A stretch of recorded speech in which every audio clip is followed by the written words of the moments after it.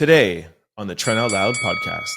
Ladies and gentlemen, you know us at the Trent Out Loud podcast. We pride ourselves in bringing you the latest hot topics trending online. And today there is one topic that is taking over the globe. Every content creator is talking about it. The internet is crashing. Today's number one trending topic is, can 100 men beat one gorilla? Ladies and gentlemen, we might be heading for a recession. We got immigration problems. Why are we talking about this? 500 men doesn't stand a chance against one gorilla. What are we talking about? And guess what the number two trending topic is? Kanye West comes out as being gay. All right, I understand it now. Let's go back to talking about the 100 men and the gorilla. I'm done with Kanye. I'm done. What up? It's Trent Out Loud, and I'm back with another episode. All right, depending on what time zone you're in, it's Wednesday night or Thursday morning. And to my Thursday morningers, guess what? We have one more day till the weekend, and I'm in a good mood. All right, I have three lead stories for you. We're going to kick it off by talking about Donald Trump pressuring Jeff Bezos into changing Amazon's idea of displaying tariffs. Dr. Umar breaks down Shannon Sharpes' issues with Gabi and suggests this was all about Gabi getting pregnant and wanting to have a baby. Fat Joe accused of SAR word and a lot more horrible things. In quick news, we're going to talk 100 men versus one gorilla, Donald Trump, Kanye West, Atlanta Falcons, Brian McKnight, Jaguar Wright, Dora, Sasha and Malia Obama, Shedeur Sanders, and Shannon Sharpe. As always, we're going to close out the show with comments of the day, social discussion of the day, question of the day, and a little bit of sports news. Y'all know what time it is. Turn your TVs, your radio, or your devices up. I'm about to start this show. Let's go.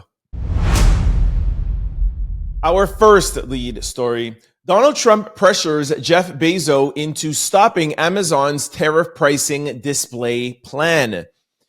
Trump just admitted to personally pushing Jeff Bezos into shutting down Amazon's plan to show the cost of tariffs on product listing. He is terrific. He solved the problem, says Donald Trump. All right, just to give you guys a little context before I play the video for those who didn't see yesterday's episode, we let you guys know of a plan that Amazon was going to put into effect, that every time you looked up for a product, you would see the price, you would see shipping, you would see taxes, and you would see how much you're paying in tariffs. And the press secretary came out and was saying, this is an attack on politics. This is Amazon siding with propaganda over in China. And Amazon was saying, no, we just want to show the American people that you are the ones who are paying for the tariffs, not China. It just so happens that 24 hours later, all of a sudden, Amazon is no longer doing this. And Trump has come out and says indirectly that he talked with Bezos and it's not happening. I'm going to play the video. There was two little things that I caught. It says, Amazon later clarified that the plan to show tariff surcharge was never approved and was never going to happen, which is a little bit weird because where did this reporter get the story from? And then there's a second thing where it says Trump personally called Jeff Bezos on Tuesday morning to express his displeasure about the initial reports that spurred a heated response from the White House. Here is the video. Take a listen. Great. Jeff Bezos was very nice. He was terrific. He solved the problem very quickly. And he did the right thing. And he's a good guy. Now, I'm going to throw this back on you guys and ask what you think about this. I have gone on record of saying that, yes, the tariffs, the way that they were implemented were not the best. The way that Trump's going around it is not the best. However, the tariffs do need to be renegotiated, and let's give Trump the benefit of the doubt and give him another month or two maximum to see if he could renegotiate and have it more advantageous for the U.S., okay?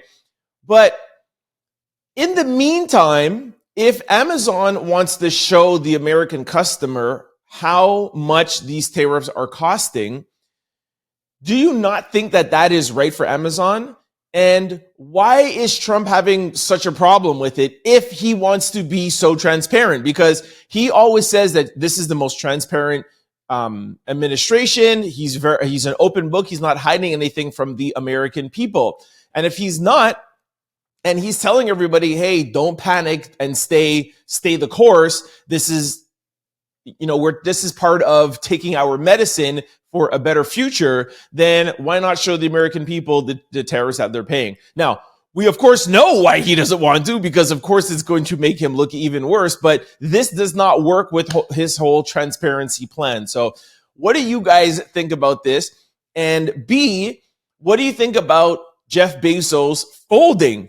Yesterday, when I told you guys the story, I was like, it's very weird that Jeff Bezos is all of a sudden now against Trump. We talked about all the billionaires that were at Trump's inauguration and everybody that went over to his side, from Facebook to Tesla, Elon, and all of them. And he was the first kind of like billionaire to go over on Trump's side. We already talked about the fact that he's losing a lot of content creators like Joe Rogan and Candace Owens.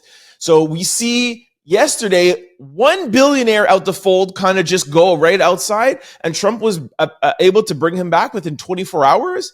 And now there's reports coming out that, oh, this was never our plan. This was never approved.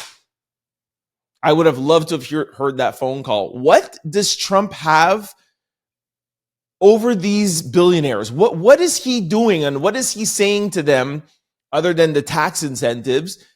There's something else going on. Why did Jeff Bezos decide to, kind of step out the fold to test the waters? And what did Trump say to him to bring him right back super quickly? I'll leave it up to you guys to answer that question. Let me know what you guys think in the comment section below. Our second lead story. Dr. Umar exposes all the mistakes Shannon Sharpe made with his ex-girlfriend and reveals the moment Shannon realized his ex-girlfriend was cray-cray. All right, Dr. Umar exposes all the mistakes Shannon Sharpe made with his ex-girlfriend and reveals the moment that she thought she was cray-cray. Why do they start off the article the same as the title? It drives me nuts. Sorry to have read that 2 times. All right, so Dr. Umar was on Art of the Dialogue. Shout out to Art. And he had some really interesting things to say, and a couple of things that haven't been let out the bag yet. So I wanted to share it with you guys. All right. I have 3 key things written down. So the first thing that Dr. Umar talks about is the fact that when Shannon Sharpe met Gabi, for those of you who don't know who Gabi is Jane Doe in the lawsuit. Okay. And he says that when Shannon Sharpe first met her, he asked her to sign an NDA and she refused, which is very, very interesting, because even in this interview, Dr. Umar says it's standard practice for you to be in a celebrity's life and for you to sign an NDA. I have signed a ton of NDAs. I've also given out a ton of NDAs. This is normal practice, not only in the entertainment industry, but also in business, right? When all of my upper management signed NDAs, you sign non-disclosure agreements, you sign non-compete agreements, and it's the same thing when you get involved with a celebrity, because there's so much information that you could get. Now, why would Shannon Sharpe not only just let Gabi into his life, the things that he was doing with her, knowing that she was not signing an NDA? Now, Dr. Umar doesn't offer an explanation, but it's just alarming why Shannon Sharpe would make such an amateur error like this. Like, I don't know one celebrity that would make this mistake.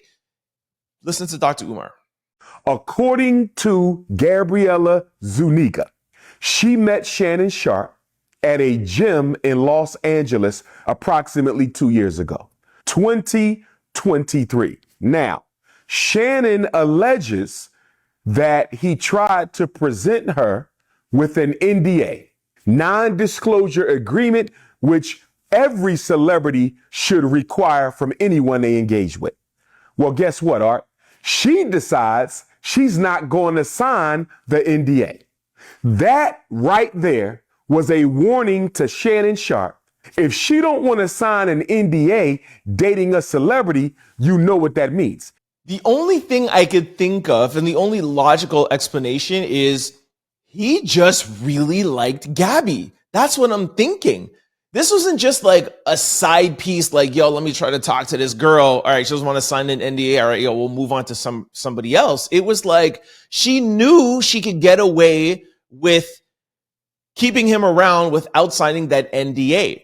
She saw the grasp that she had over him. That's why she was able to get away. I feel like Shannon Sharpe was infatuated with Gabi.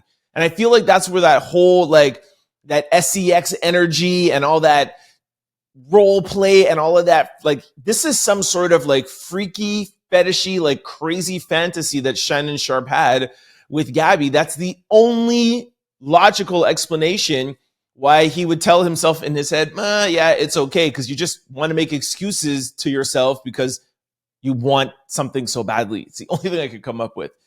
Anyways, this is all leading to the fact that I think Shannon Sharpe has a problem. I'm just going to come out like, well, we won't wait till the end of the segment. Like, I think Shannon Sharpe is sick. This is what I'm trying to tell y'all. Let's go to the second thing that Dr. Umar is talking about, that Shannon Sharpe was not taking care of Gabi financially. And he goes on to talk about how most celebrities, they have a side piece, and you guys see this all the time. You're taking them out shopping, you're buying them, Chanel or Birkin bags, red bottoms, and this or whatever. And that's what gets you like carte blanche to be able to do whatever you want, right? And that's what keeps the side pieces. And he's alluding to the fact that Shannon Sharpe wasn't doing that. Again, why not do that? She doesn't sign an NDA. Okay, you still keep her around. You're not treating her to any sort of financial perks, which is what all these girls who are in these kind of lifestyles on OnlyFans, that's what they want. You're not giving her that.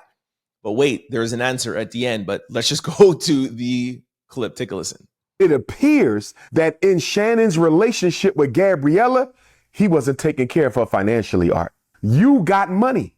Why is your side piece your jump off? Why are you not taking care of her? He broke the first rule of being a player as a celebrity. You keep them happy so they don't destroy you. You keep them happy so they don't expose you. And he was not taking care of her financially. That was a big mistake. All right, here is the part of the interview when things start to come together and make a little bit of sense. Not really sense to me and you, but maybe sense in Shannon's head on what he was doing. Dr. Umar was going to talk about the fact of Gabi planning or thinking that she was going to have a baby with Shannon Sharpe. There's conversations about having unprotected sex. There's something that Shannon Sharpe said that if we're still talking and we're still together after my birthday, then you could take out the IUD. So the question is, was Shannon Sharpe playing her to make her think that they might have a baby one day, and that's what gets her to stick around without having to buy her things? Or was he maybe really that infatuated and that in awe of her that he maybe wanted to have a baby with her? I know that sounds crazy because of the age gap, but why take all of these risks? Like, it just doesn't make sense. Just take a listen. It appears that Gabriella allegedly was looking forward to having Shannon Sharpe's baby. She kept talking about getting pregnant. And then Uncle Shay Shay made another mistake because he says to her in the text message, if I still F with you around my birthday, if I still F with you around my birthday, you can remove the IUD. So Art, he's having unprotected sex with a 19-year-old OnlyFans model.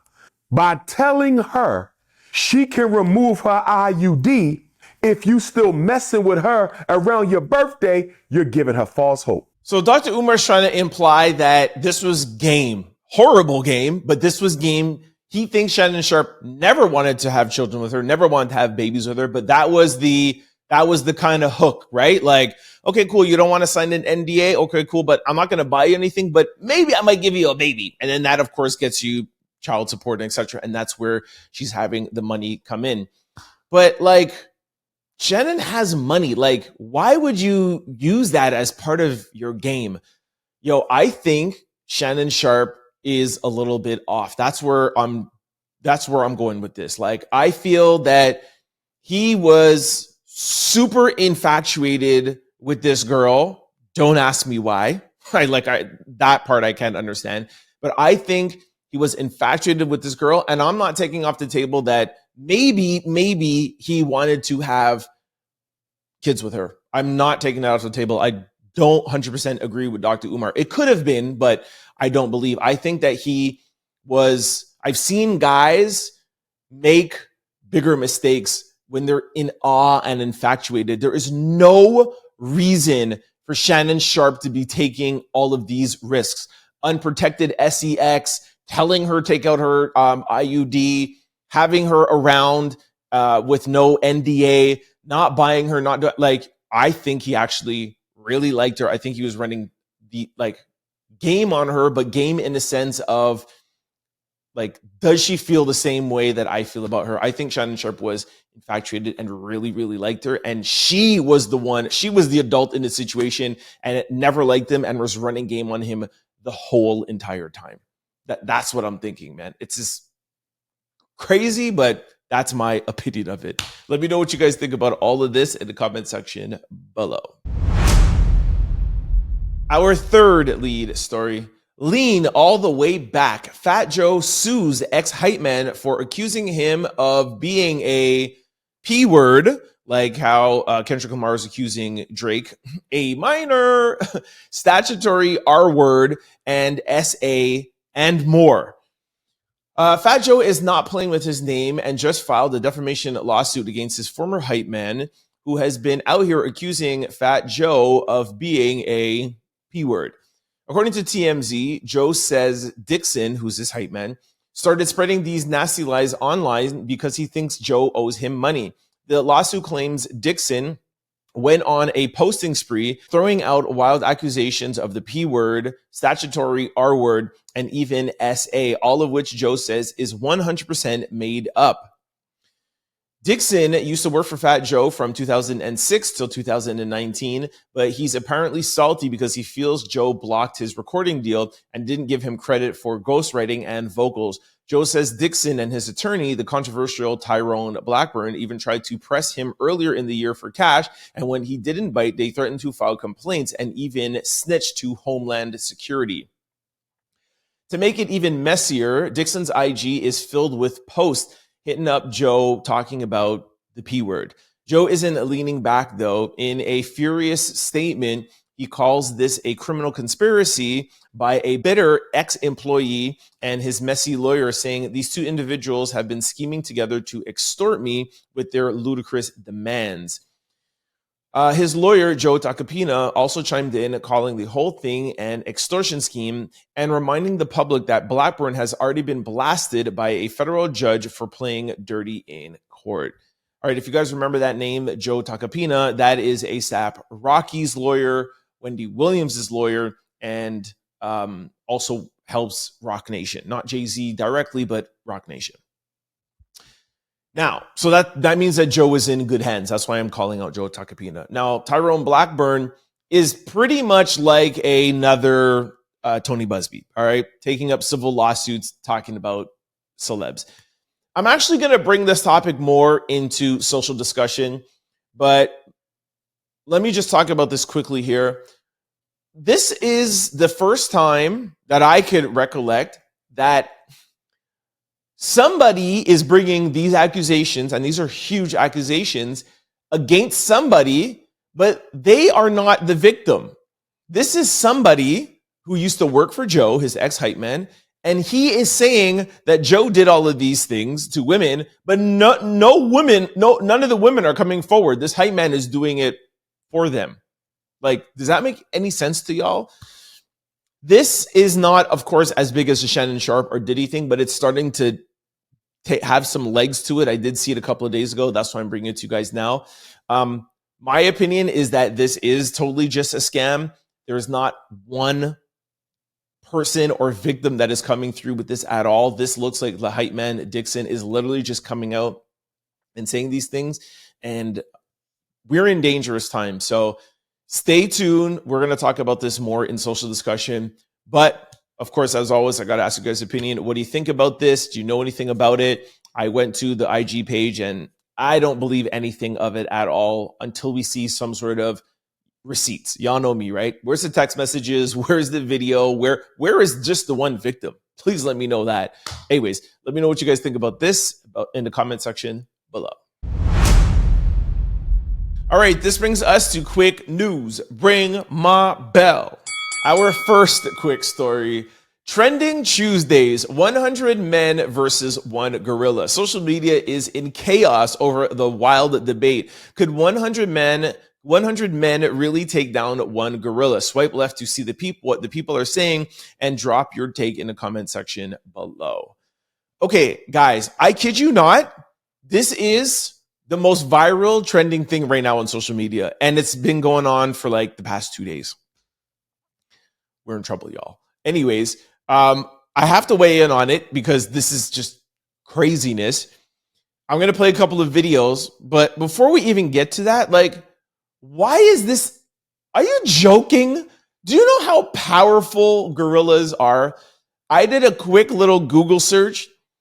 The average male can bench press 130 to 150 pounds. Do you know what a silverback gorilla could bench press? 4,000 pounds. 4 tons. Is 4 tons 4,000 pounds? Yeah. 30, 40 times the amount what one man. Listen, and just to be clear, the men are not allowed to have anything, no weapons, no nothing. Like, it's just bare hands. What are you going to do to the gorilla? Please let me know. What are you going to do? Punch him? What are you going to do? Drop kick him? Just what would you think that you could do to the gorilla to hurt him? If you cannot take up anything, no stone, no rock, just bare hand. What? There's nothing that you could do to hurt the gorilla. The gorilla could literally just take you and squeeze you like how we squeeze a grape. Like, you would literally be nothing. It's impossible. I don't think 500 men could take down a gorilla. Like, it's just impossible. Anyways, listen to some of these videos. Take a listen.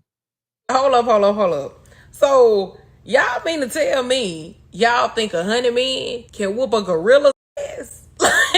like, you gonna need some more animals on. You gonna need to go get you a goddamn gorilla to goddamn whoop another gorilla's ass. Exactly. You're going to need to go get another gorilla to beat the gorilla. Great point. Listen to the next one. This debate just goes to show how uneducated people are on survival instinct and raw human ability. Y'all really think 100 men can take one silverback gorilla? We're not built for combat against monsters. Doesn't matter how much there are of us. He can also bite through your bones. He could bite through your bones. What are we talking about? Man, you can't no 100 nigga whoop no gorilla. Man, that could really go 90 niggas 410 run. Man. Do you think it's a chance, even a little bit of chance? There's nothing that a human can do with just his bare hands to inflict the kind of pain to make a gorilla tap out. I never agree anything that Charleston White says. So if he even knows, everybody should know. 100 men, one gorilla, fight to the death. Who wins? I think it's all going to come down to the dedication of the 100 men. Look, you have to surround the motherfucker. There's going to have to be a sacrifice made. Surround him? A sacrifice? Give me a break. Everyone keeps saying the gorillas would win, but actually the men would win, and I'll explain why. First of all, let's state the obvious. 100 men, one gorilla. He's severely outnumbered. Now let's talk strategy. I think this is very doable if you guys all rush in on him at once and stomp him out like a roach. Rush in on him at once? It's a gorilla! What are you talking about? You're gonna rush a gorilla? Yo, please, respectfully, you're crazy. One gorilla stands no chance against 100 fully grown men. It could be a fully sized silverback gorilla, but if you put it up against 100 fully sized men, it stands no chance. I don't care how fully sized men they are. I don't care if they're wrestlers. I don't care if they're all bodybuilders. Please, somebody answer me. What can the men do? What could 200 men do? What? There is nothing, a punch, a kick. What are you going to do? Bite him? Just tell me that. What are you going to do? Put your arm around him and poke him? Like, how can you do that? I'm so frustrated with this topic. What do y'all think, man? Weigh in below. Gorilla or 100 men? Let me know. Our second quick story. Trump argues with reporter over fake MS-13 tattoo photo, and he still thinks it's real. All right, this is so embarrassing. It's not even funny. Do you guys remember the picture of Killmar Garcia's tattoo? I think this came around 3 weeks ago, where they showed a picture of his knuckles. I'm going to put it up for you here. I'm just going to describe for those who are not seeing the video, where he had he had 4 tattoos, and the tattoos were symbols, okay? One was the a Bob Marley leaf, okay? And the other one was like 2 X's with a smiley face. The other one was a cross, and the other one was a skull. And what people were saying were those symbols stood for MS-13. And what they did over the picture is they put the M over the M flower, then the S over the smiley face, the 1 and the 13, just to show you guys what it means. Every single person understood that the MS-13 was just there on the picture to show what it symbolized. Donald Trump argued with the reporter that no, that was the actual tattoo. This is embarrassing, man. This is the president of the United States of America. Listen to this. We have to get him out, and we're doing it. And you'll pick out one man, but even the man that you picked out, he had MS-13 on his knuckles tattoo. He had some tattoos that are interpreted that way. But let's move on. Wait a minute. Hey, Terry. He did not have the letter MS-13. It says MS-13. That was Photoshopped. So let me That was Photoshopped. Terry, you can't do that. Hey, they're giving you the big break of a lifetime. You know, you're doing the interview. I picked you because, frankly, I never heard of you, but that's okay. I picked you, Terry. But you're not being very nice. He had MS-13 tattooed. We'll agree to disagree. I want to move on to something else. Terry, do you want me to show you the picture? I saw the picture. And you think it was Photoshopped? He had MS as clear as you can be, not interpreted. This is why people no longer believe the news, because when it's he was fake photographed news. in El Salvador, they aren't there. But let's just go. They aren't there when he's in El Salvador. They weren't there, but they're there now, right? No, but they're in your picture. Terry, Ukraine, sir. He's got MS-13 on his knuckles. All right. Okay? We'll take a look. You do such a disservice. We'll take a look at that, Why don't you just say, yes, he does? The MS-13 was just there to show you what the symbols meant, Donald Trump. This is just embarrassing. Simple. Our third quick story, Donda 2 is out now. All right, we told you guys yesterday that we heard hints that Kanye West was going to release his album, and it literally dropped at midnight. It's on streaming platforms, and everybody, like me, is very confused. How was he able to get it on streaming platforms, and what is going on? So I did a little research, and I found this on Forbes, and they are confused as well. The confusing circumstances around Kanye West's Donda 2 climbing streaming charts explained. By the way, they say explain, but they don't explain anything. A 3-year-old Kanye West album, Donda 2, appeared on streaming services for the first time late Tuesday night, marking his first release on Spotify since last summer, as a rapper has seemingly embraced NAZI rhetoric, though the album doesn't appear under the rapper's name. Donda 2 now appears on multiple streaming platforms, including Spotify, YouTube Music, and Tidal, and it also appeared on iTunes, where it ranks number 4 on the album charts. The album is available under the artist's name Donda, West's mother's name, which is also the namesake of his 2021 album Donda, not under West's name, though it's unclear why. On Wednesday morning, West posted a screenshot on X of text appearing to show producers of the album complaining about the album's release and accusing West of owing them money. Forbes has reached out to Spotify for comment. There's no comment. And they even wrote, why is Donda 2 on streaming services? and they give no explanation. West, who released an album Bully exclusively on his X account last month, posted in now deleted tweet that he would return to work on Donda 2 next. The version of Donda 2 available on streaming platform has minor differences from the original album, including several renamed tracks. And then the article just keeps on going on and offers no explanation. So I don't understand how Ye is back on YouTube, Tidal, iTunes, Spotify.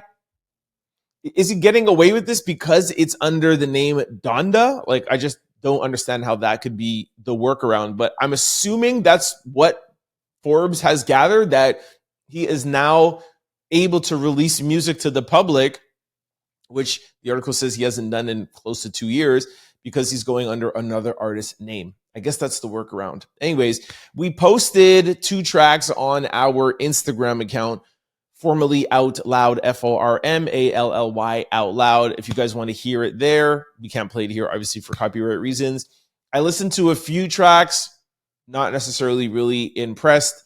We did know that Kanye West has been doing a lot of things out here to gain a lot of attention, and every time I tell you guys he's doing that, it's because he's making money. The more that people talk about him, the more his name is in the algorithm, and he just releases these projects. So it just begs the question, once again, does Kanye West really have mental health issues, or is he doing this only to work as a marketing tactic and a marketing campaign? Because like I said, he only does these things when he's releasing an album. Our next story will give you a little bit more insight into that, because this morning, 4 or 5 hours after releasing the album, he came out with a bombshell announcement. Let's go to that right now. Our fourth quick story. Kanye West goes off about not being able to see his kids, also talks about his legacy. I'm gay, N-word. Sorry, this needed its own quick story. I couldn't just throw that in. Like, Kanye West is coming out and saying that he is gay. I'm going to play the video for you in a second. Last week, he came out and told you what he did with his cousin. I'm not going to repeat it again, but he said that his cousin. And yeah, now he's officially coming out and just saying, yo, I'm gay. Take a listen. And I'm not here to be your idol. I'm the leader. I'm not here to be worshipped. And as a leader, I'm saying, how I'm supposed to lead y'all if I don't got my kids with me to continue what we're doing? I ain't got no motherfucking legacy. So why the f*** you think I'll be spazzing out? Twins in charge of my motherfucking legacy, and I'm gay. Twins in charge of my motherfucking legacy, and I'm gay, nigga. I listened to that thing around, 10 times. I can't understand what he's saying. Who is in charge of his legacy? I don't know if he's saying Twitter or Kim. I'm assuming he's saying Kim is in charge of my legacy because Kim has the control over the kids. And before, he was talking about not being able to lead us, the public, or his people, the supporters, because he doesn't have his kids. And then he's saying that he's gay. I don't know. Y'all still think that Ye has mental health issues, or is this all to promote his album? I don't even want to try to dissect it. Y'all believe this? Let me know what you think in the comment section below. Our fifth quick story. The NFL fines Atlanta Falcons and defensive coordinator Jeff Albright $350,000 for prank call to Shedeur Sanders. The NFL has fined the Atlanta Falcons $250,000 and the defense coordinator Jeff Albright $100,000 after Albright's son prank called Shedeur Sanders during the NFL draft. According to ESPN, both parties were hit with fines for failing to prevent the disclosure of confidential information distributed to the club in the NFL draft.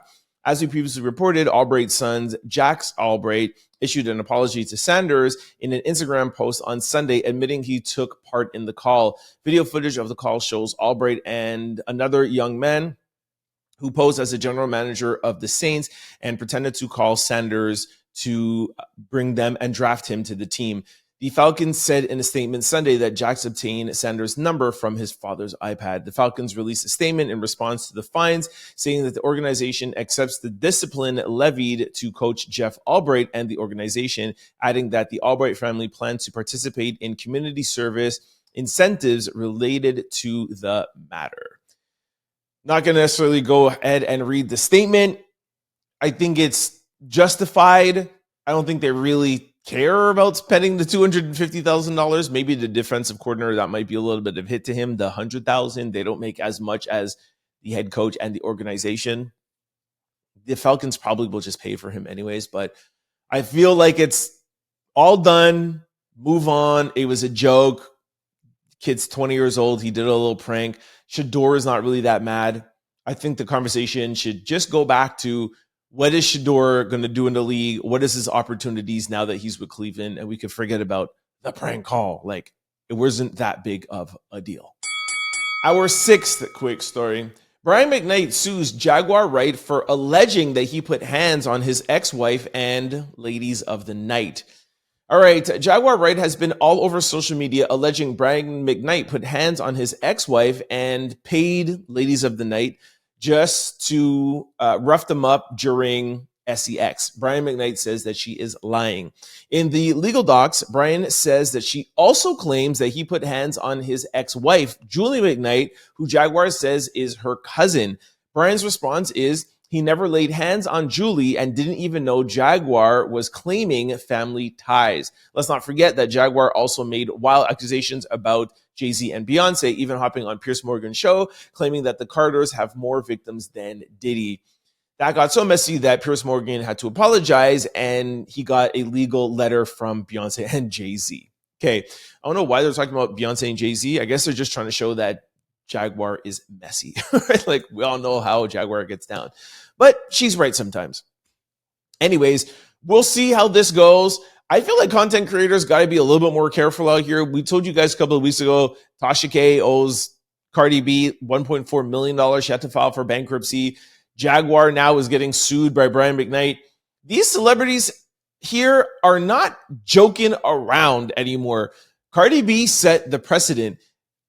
There's so many things that I know that goes on that I wish I could tell y'all. Trust me, I wish I could tell y'all, but I don't, for these reasons. You know what I mean? Like, you can't just get on here and say a bunch of salacious things, right? Like, there's a couple of things that I know about the Shannon Sharpe case, or even about the Diddy case, that I'm not going to say anything about it because I don't want to get sued for defamation, and I don't want to get sued for slander. You know what I mean? So anyways, who am I to tell Jaguar what to do? But if I were her, I'd just be a little bit careful. Now, I understand a lot of people are really upset about Brian McKnight with his biological children and everything that he has going on. I get it. I'm not defending that. I'm more just talking about Jaguar. She's yet another content creator getting sued. People gotta be careful out here, man. Look at what Joe is not doing to his hype man. We just told you in our third lead story.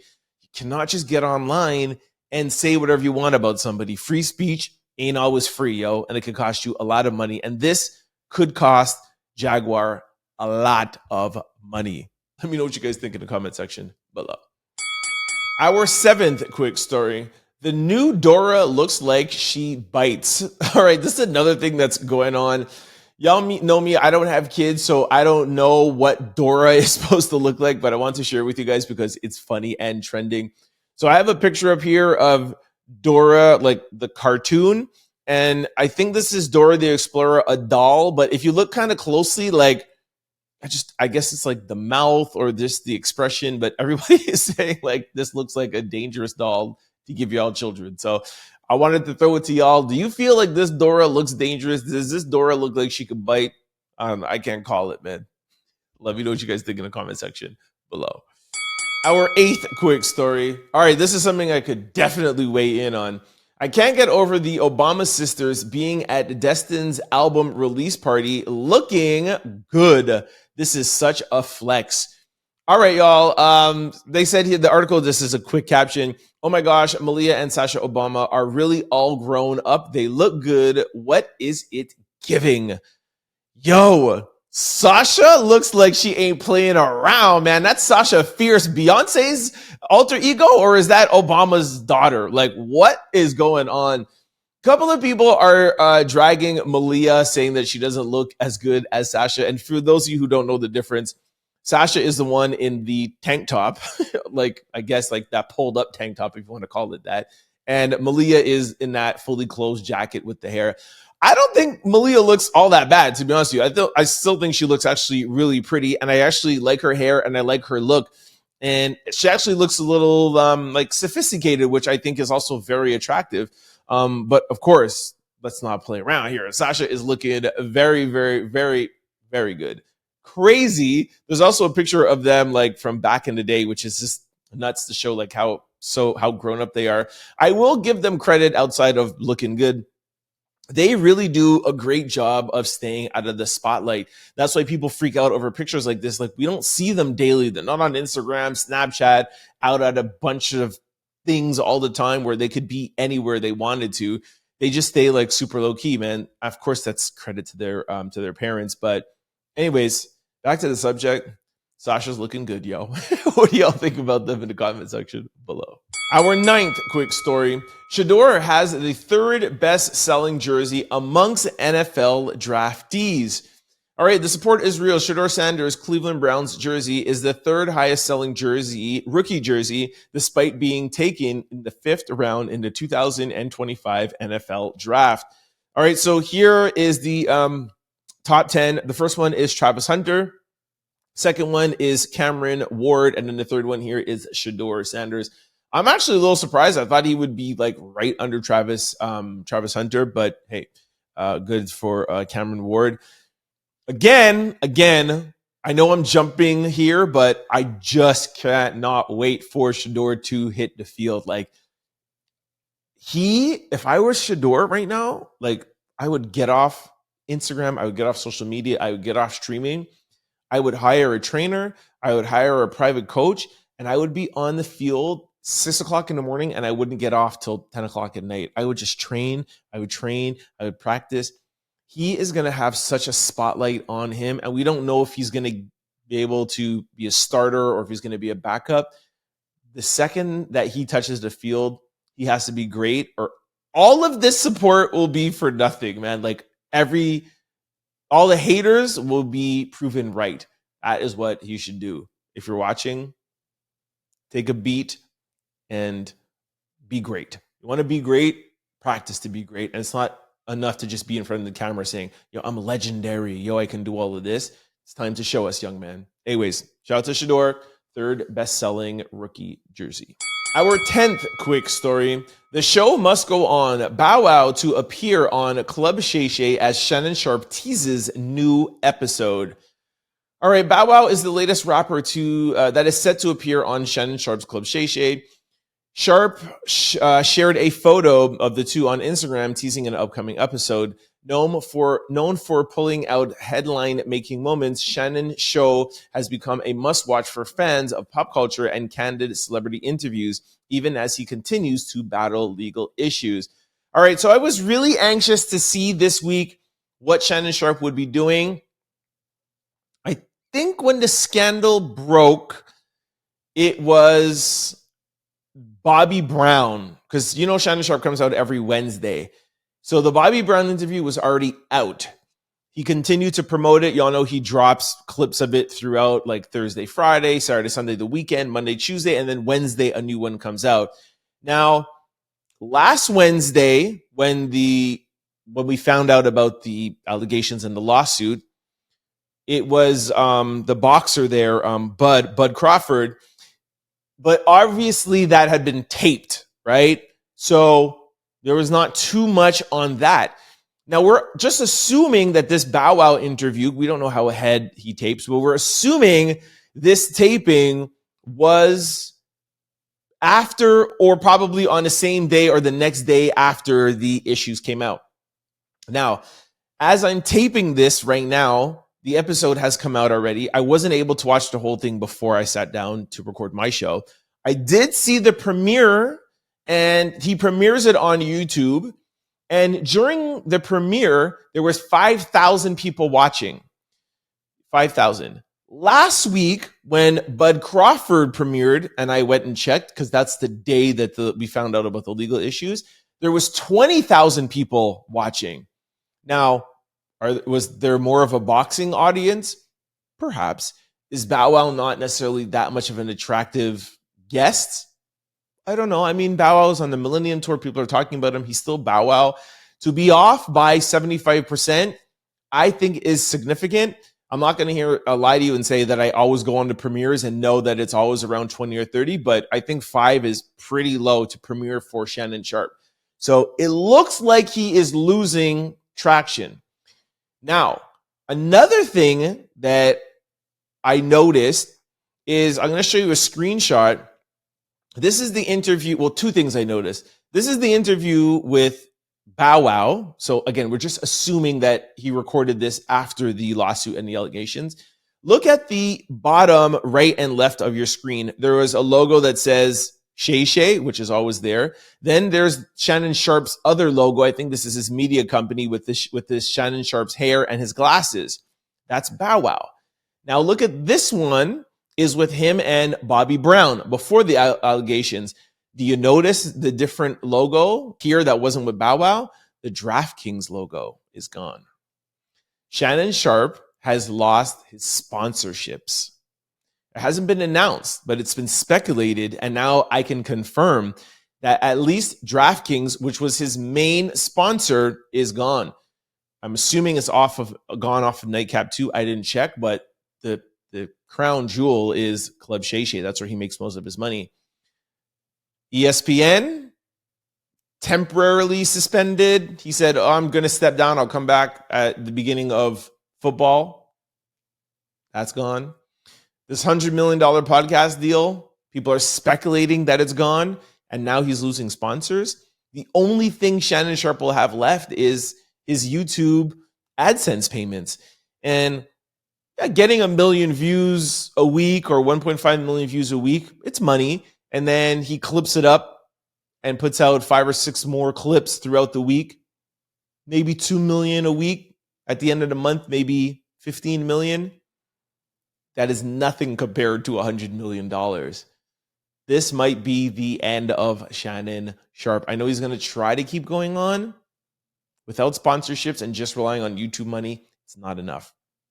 Now, the other thing that I asked you guys, I don't know if anybody answered this, but while I was in Atlanta, I asked a couple of people in the entertainment industry, a couple of celebs, and I asked them, do you think that these high-profile celebs are going to continue to go on Shannon Sharpe? Are they going to continue to go on Club Shay Shay? Now, I'm not going to ask you who I asked, but there were some high-profile celebs backstage, and I was like, would you go? And they were like, nah, I ain't going. Then I'm like, would you go? Nah, I ain't going. So there's already a couple of high-profile celebs that were like, nah, if he asked me to go, I wouldn't sit down with him. So forget the sponsors, forget all that. If he doesn't have the people in the industry sitting down with him, forget about the deal, forget about the sponsorships. He doesn't have a show to do.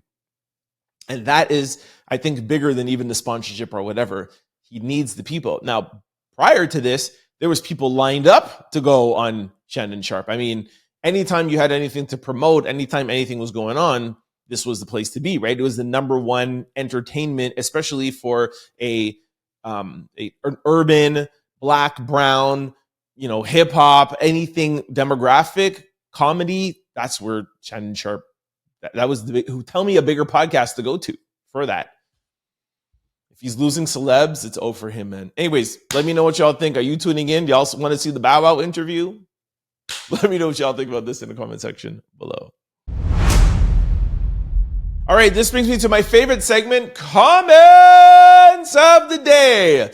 All right, my first comment is, I pulled up question of the day. All right, my first comment is Spirit Dragon 888. You are literally 100% wrong. Do you know the record of wins the feds has in the US? It's over 90% of cases. They have more than enough evidence. You have no idea. There has already been so many arrests that we are not told about. There is more than one victim and they will be showing more than one video. Dude, prosecution, feds know exactly what they are doing. I 100% disagree with you. All right, Spirit Dragon, thank you so much for your comment. I like these back and forth discussions. And yes, while I agree with you that they do have a high conviction rate and there's a lot of things that go on that we don't know about, the feds also play with those numbers, okay? So first of all, it's not a 90% success rate. It's like a 98% success rate. But those numbers are a little bit skewed. So for example, they'll charge you with like 10 charges. If only one sticks, that is a technical win for them. So the same way how you're saying that like, oh, they have all this, they know exactly what they're doing. How come Young Thug is out right now at home chilling? He was supposed to be in jail for life, and he has way more crimes, way more accusations than Diddy. I'm not demeaning Diddy's, but if you go back and look at Thug's, there's a lot of like unaliving and hard DRUG in there. However, they have him say yes to a plea deal, plead guilty to a few minor charges, and he gets out. So please don't get me wrong. Diddy will get something for sure. But what I'm saying is that it looks like the case might not be as strong as they're presenting it to be. That's why they're putting out things so late. Because from what I know, when the feds have a strong case, they'll just give you everything right now. Why are they only giving things out in the last 2 or 3 weeks? And why are they rushing it? We'll find that out. We'll find out who is right or wrong.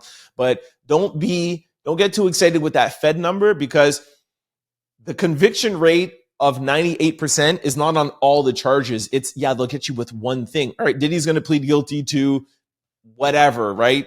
Could be something like the DRUG, but the racketeering, the SA charges, and all of that stuff, it's a lot. I'm not saying that he won't get charged. Don't get me wrong. And another thing that I just wanted to add, yesterday, really what I was talking about is not so much the charges, but I was more talking about, and I still feel this way, I know some of you disagree with this, I still feel the judge should have given his lawyers, Diddy's lawyers, the extra 2 months that they want and they're asking for, just to avoid a mistrial or a case for appeal court. That is more what I was saying yesterday. They could get convicted, and then they could go back to an appeal court and say, hey, judge, the prosecution laid us with, like you said, one victim and one tape. And then 1 month right before, they brought in 4 new victims, 3 new charges, and only gave us a month to get all of our stuff together, and then gave us 200,000 documents 1 month before trial. We didn't have enough time to prepare. All right, mistrial. All right, okay, cool. You win an appeals court, and then they'll have to go through this all again.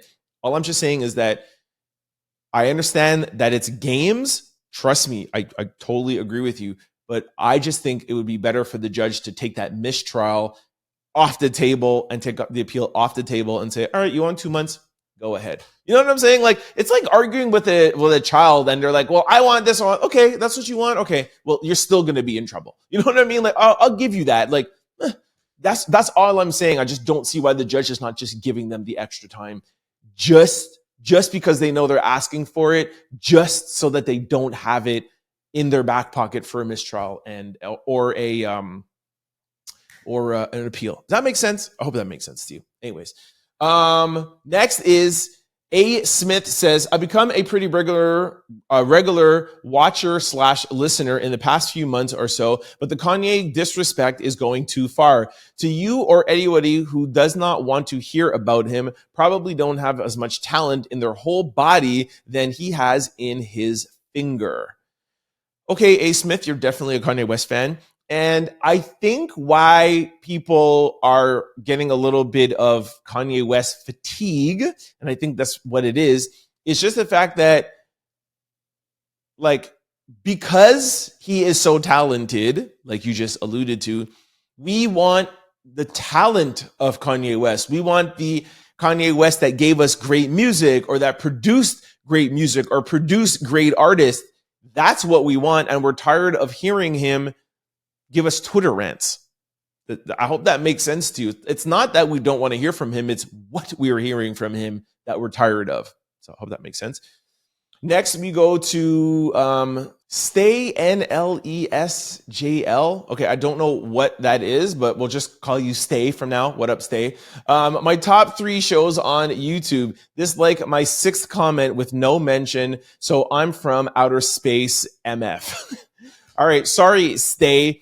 This is what makes me nervous about doing comments of the day, actually, because I feel bad that people comment just to try to get me to to give you guys a shout out. And that's not necessarily the reason why we do comments of the day, right? We of course we try or whatever, but really comments of the day is really to try to just to continue the conversation, or if something is misinterpreted, I say back. So please, if you guys comment out there and we don't read your comment, please don't be offended by it, or don't be like, well, I'm not commenting anymore. And again, it's not only for me, but it's also for you guys to have a discussion. And we hope people like reply to your comments. So it's not only for us here looking at your comments, it's also just for the community in the comment section, okay?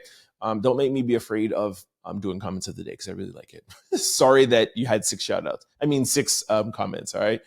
Next one is Monica. Hey, Trent, I'm from North Carolina. Come on, raise up. Just wanted to tell you I enjoy your show and your bubbly personality. You're very handsome, and the hair braid looks good on you. All right, Monica from North Carolina. What up? Thank you very much. Appreciate that. Next is Tink, URRGERL. Okay, I'm just going to say Tink. Tink says, Trent, I love how you are straight down the line with your reporting. Keep it going. Finest from Seattle, Washington. Okay, is that your name? Finest from Seattle, Washington. Hope I'm pronouncing that right. Thank you very much for your comment. Next one is 10. I think that's what it is. TEEEEENNN. 10, what up? Hi, Trent. Just wanted to share something. One of my friends / classmates might end up being a juror for the Diddy case. She went to the jury duty office today and was asked a question about P. Diddy. She didn't want to get picked since it's an 8-week-long case, so she said that she'd be biased in her judgment. I know all about this case through mainly watching your videos. If I were her, I would totally do it. It's such a big case. OMG. T from NYC. Oh my gosh, T, if you could get your friend to send me an email, I would love to talk to her and get some insight. For sure, if she gets on, oh my gosh, can you imagine we have a link to one of the jurors? Yo, my email is right in the description, info@trentoutloud.com. Send me an email. Would like to speak to her, obviously, if she gets on. And I agree with you. I totally would be like, I wouldn't be biased at all. P. Diddy, never heard of him. I've never seen no Cassie videotape, nothing. I don't even watch CNN. Yeah, I'm available, yo. That would be crazy to be a juror on Diddy's case. My gosh. Anyways, like I said, send me an email if you have her info. Would like to get some information from her. Thank you, everybody, for commenting. I read them all before I go to bed. And like I said, the comments are just not for me to read. It's for you to express your opinions and for me to see them even just by myself, okay? Please don't get mad if we don't read out your comments. Please keep commenting. And yeah, thank you. All right, this brings us to social discussion of the day. All right, normally I'll take a subject offline and create a social discussion around it. But today I had my own. I'm taking this from the Fat Joe case. I alluded to it a little bit earlier.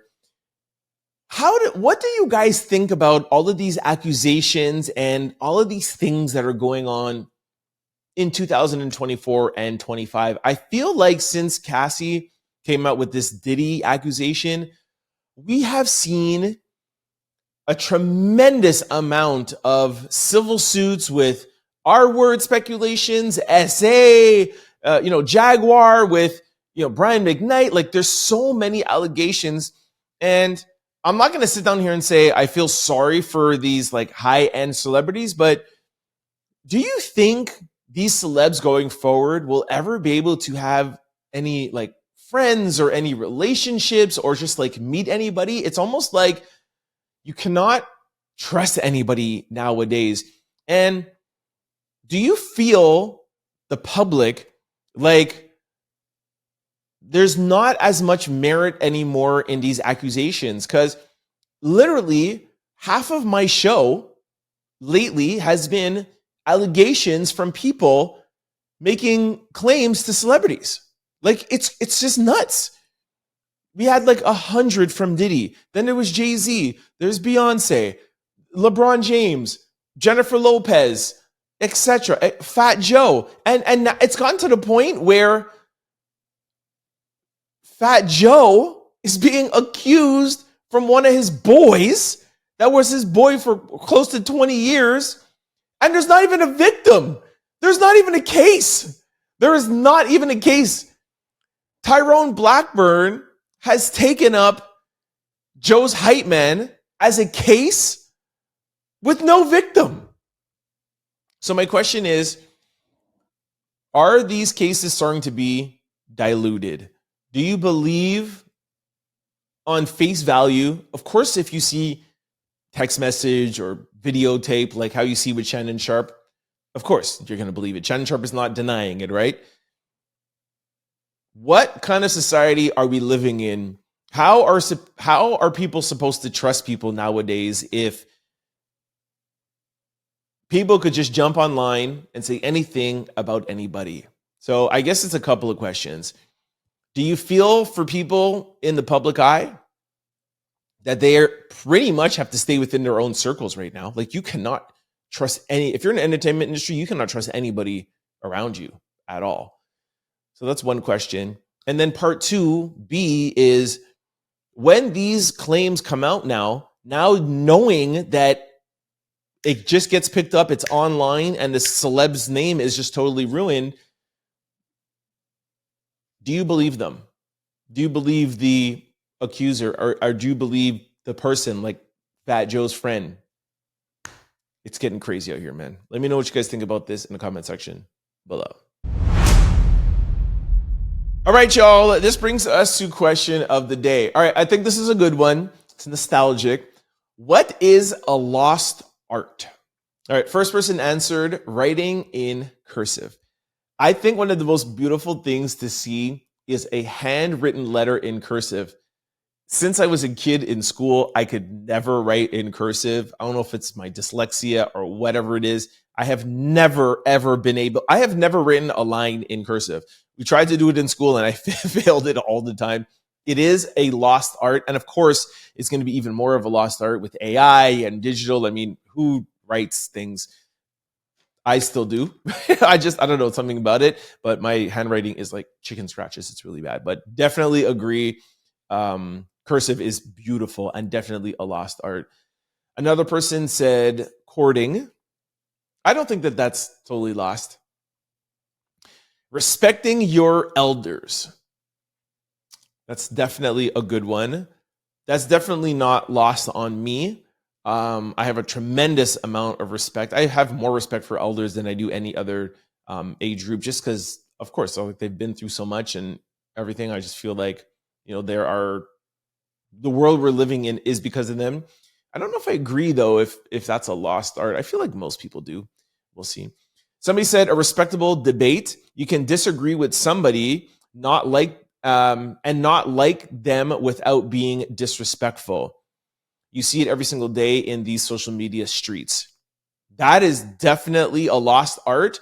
However, I don't even know if it ever was an art. You know what I mean? Like, I think yes, because social media, it makes it easier to not respect somebody else's opinion, etc., etc., etc. But I can't remember a time that it was ever like, oh, let's have a respectable debate. I personally have always liked that. My show is pretty much based on it. And like I just told you guys in comments of the day, I love having debates with people. I don't look at it as an argument. I do look at it as a debate. And I don't care if you are a Donald Trump supporter. I don't care if you're a Joe Biden supporter, whatever. I love to debate. You think Diddy is going to get life in prison? I think that there might be this. You think this about Shannon Sharpe? I think it's healthy. I think steel sharpens steel. And I learn things from comment sections, but my point is that I don't ever know if it was actually really an art. Tell me a time where people had healthy, respectable debates. I don't think that ever was. Somebody said life before social media, authenticity, good intentions, humanity, common sense, and respect. I do think common sense is a little bit of a lost art. I will give you that, man. I feel like a lot of people don't have common sense these days. 1,000%, I'll give you that. Life before social media, I feel like people say that a lot, and I've been on record. I don't necessarily agree with that. I personally think that we're better off now with social media because you have so much more information and so much people are so informed. As a result, that gives people more opinions and that pushes people a little bit further apart. I get that part, but I still think that we're better off with the access to information. It's just me. Respecting your parents. I feel like people still respect their parents. People reading The Room, that definitely is an art. I don't know if it was ever here. Class and elegance. I will agree that that is kind of going a little bit. That is probably like the best answer. That is definitely a lost art. I do like that we're getting to like a more casual uniform is a little bit more accepted, where remember back in the, like if you wear a suit, you have to wear dress shoes and you had to wear a tie and you have to do this. So like a casual, like, hey, a suit with sneakers or a shirt, a suit with like a t-shirt underneath. I like that, but there's a time and a place for it. And I feel like that line has been a little bit blurred. And even though you want to be stylish, there's a time and a place for class and elegance. And that might be a little bit of a lost art form. Whew, that was really good. Respect for others. I do think a lot of respect has been lost for others. That's what you get with that. Communication is a lost art form. I don't know, man. I think with social media, I think people are a little bit more communicative. I just don't think that you agree with them. So maybe that's why you're saying that. Accountability, manners, not putting everything on social media, being original, written letters, real human interaction. That's 100%. I'll take back whatever the other best one. This one's the best one. Real human interaction is definitely a lost art form. I feel like I'm very good at communicating like in settings, but I do agree with the fact that I used to do it a lot more, and I've gotten comfortable with Zoom calls, or I've gotten comfortable, like, I don't necessarily need to do that. Where back in the day, that human, real, like, interaction, I relied on it a lot more. This definitely is a lost art form, but I could still do it. I just did it this weekend in Atlanta, but a lot of people take it for granted. Anyways, really good answers. Thought it was a good conversation. Let me know what you think in the comment section below. What is a lost form that is gone? What is a lost form? What is a lost art form? Let me know in the comment section below. All right, this brings us to sports news. All right, depending on when you're watching this, yesterday's games, the Bucks lost to the Pacers in overtime by 1 point. Indiana now has won that series 4-1. There was such a big deal made of that series because it went to overtime and the Bucks didn't score in overtime. They lost, or is it that they lost their lead in overtime? One of the two. And Halpern's father put up the flag or put up something in Giannis's face, and there's a big ordeal after the game. But they were down 3-1. You know what I mean? Like, the Bucks were never coming back. Dame was out. Like, I just feel like there was a lot of tension in that game, and like a big celebration from the Pacers. Like, you were already going to beat the Bucks anyways, bro. You know what I mean? Like, that just shows me that they're like, they don't feel in their heart that they're going to make it all the way, because why would you be so excited for that? Anyways, a lot in that game for nothing. New York leads the Pistons 3-2. Oh yeah, I watched that game. I really thought New York was going to win, and I still think they'll win the series. But shout out to Detroit. What up, though? You know, Detroit won. They almost got eliminated. They won. Can they come back and win the series? I doubt it, but 3-2. We'll see. Celtics have gone. They've beaten the Magic. We knew it was going to happen. Yo, my Clippers lost to the Nuggets, man. Oh, I wanted them to get eliminated. Anyway, so that series was tied to 2-2. The Nuggets are now in a lead 3-2. Please, Clippers, please, Kawhi, get your together, bro. You cannot lose to Denver. Please, I need the Clippers to make it. And now, tonight's games are the games that I'm excited about. The Warriors can eliminate the Rockets. Y'all know I want the Warriors to make it into at least the Western Conference Finals. I don't know if they could beat OKC. And then the game that I'm the most excited for, the game that is the game of all games, Timberwolves versus the Lakers. And the Timberwolves can eliminate the Lakers. They're playing in LA. Could you imagine if the Timberwolves beat the Lakers in LA and LeBron is out in the first round 4-1? Oh my gosh. Now, I'm very mad at Ant Edwards for what he's doing with his kids and all of that stuff, and I'm no longer a fan. But tonight, go Timberwolves, go Ant Edwards. Please, please embarrass LeBron. Y'all know I'm a big LeBron hater. Love him off the court, favorite player off the court, but on the court, I cannot go for LeBron. I'm MJ Kobe all day. I have to have him. I can't have his legacy get any bigger than it already is. All right. So it already has the most points, the most this, the most that. We can't have him go and make any sort of playoff run or ever win a championship ever again. It's just my thoughts on the NBA playoffs in the past day or so. Let me know what you guys think in the comment section below. All right, y'all, that is a wrap on today's show. Thank you so much for kicking it with me. Y'all know what this means. We got one more show to go. It is Friday coming up soon. Y'all know I don't yell out Friday till actually Friday, but I'm excited. Let's go. All right, before I let y'all go, I just want to remind you of all the ways to keep up with the Trent podcast. For my YouTubers, if you're ever going on a flight or you're in a car, you don't have access to internet, and you feel like you do not want to miss a show, and you never want to miss a show, don't worry about it because we're available on all podcast platforms. You can just download the show and take us with you and listen as your heart contends. Just go to any podcast platform, type in Trent Out Loud, the show will pop up. Don't forget to hit the follow and subscribe button so that you can be notified every time we upload a new show. And just like YouTube, we upload daily. All right, check us out. Vice versa, for those of you who are used to listening to the show on podcast platforms, thank you for all your downloads and your support. However, we would love for you to come over to YouTube and hang out with the Out Louders. Yo, it's a vibe over here. Our comment section is lit. Come and check us out, all right? Just come on over to YouTube, type in Trent Out Loud. The show will pop up. Couple of housekeeping rules. Do not forget to hit the subscribe button. That gives you the membership into the Out Loud family. Also, don't forget to hit the like button, get the algorithming. Most important, please comment below. If you don't want to answer any of the questions I asked or weigh in on some of the subjects, just say, yo, what up, Trent? What up, Out Louders? I am from here. We just like to show where everybody is from, all right? We're building a community here, and we are global. So shout out to y'all. If you're really enjoying the show, please try to share and like the show. Please try to share the show with your family, friends, and loved ones because it definitely helps in growing the channel. For those of you who want to follow me outside of the show, I'm available on all social platforms, and it's always the same handle, Trent Out Loud. I'm the most active on Instagram.